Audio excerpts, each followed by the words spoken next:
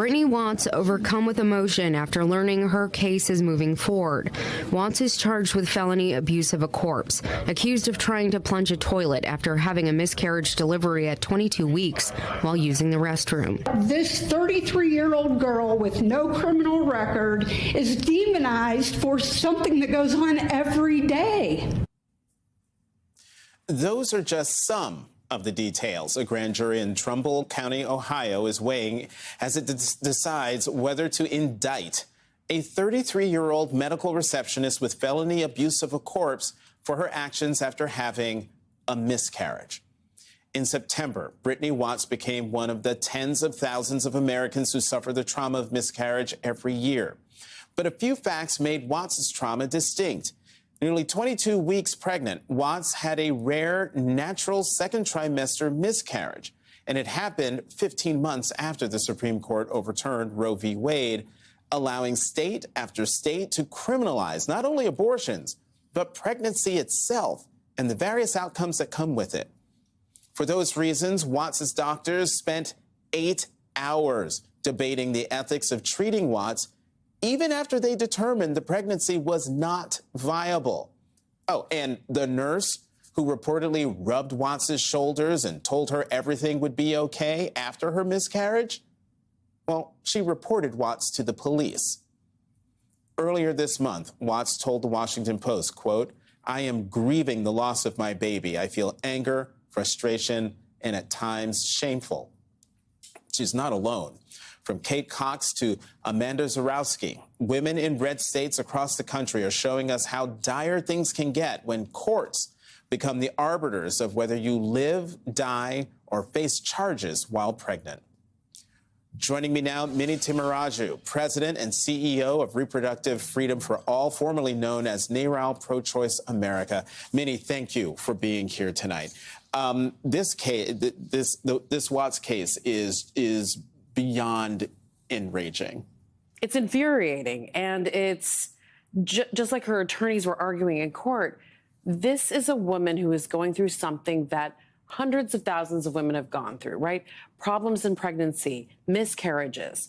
She should be treated with compassion, with dignity, with care. But because of this climate and environment we're in now, post-Dobbs, this is the America that has been wrought, right? This is a climate where doctors and administrators were clearly afraid to make a decision, and she's now being punished for it. I was about to ask, so why are, I mean, this, I'm no doctor, I'm no lawyer, but this is astounding on its face. So why are prosecutors who are supposed to have judgment and discernment, why are they bringing these cases? Why is Ms. Watts on trial here?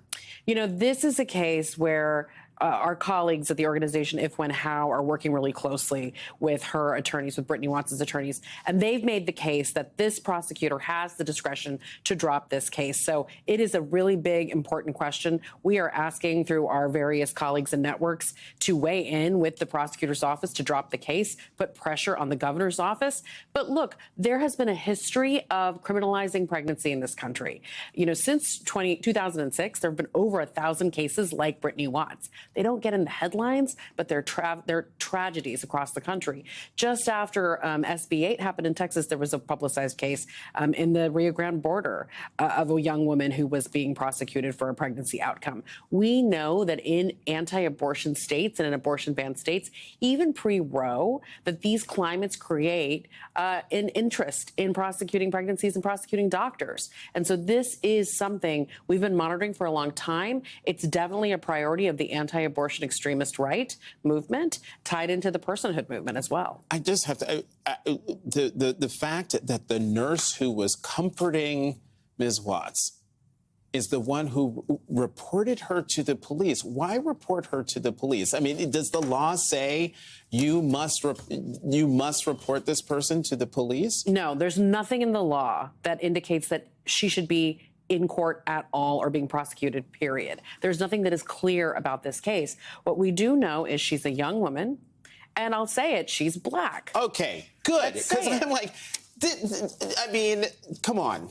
Yes. So she is definitely in a different category, right? Pregnancy while Black, we know you've covered it. It's been covered widely lately, thanks to some really big public cases like Serena Williams. Pregnancy while Black is incredibly dangerous. Now we're going to add the trauma of possible prosecution and persecution of these women in the most difficult time in their lives. So we know that for cases like this, when you have a young woman who's Black, she's definitely more susceptible to bias and to criminalization. We see it in so many areas of Black life, and for people of color and for immigrant women, it's not shocking to me that that is happening in this case as well. And so then is the recourse here, the recourse here is the courts trying to get these laws knocked down, but is the recourse politically for candidates who are pro-reproductive rights to hammer the hell out of this issue? I'm really glad you brought it back to the candidates, because we know that the American people are adamantly opposed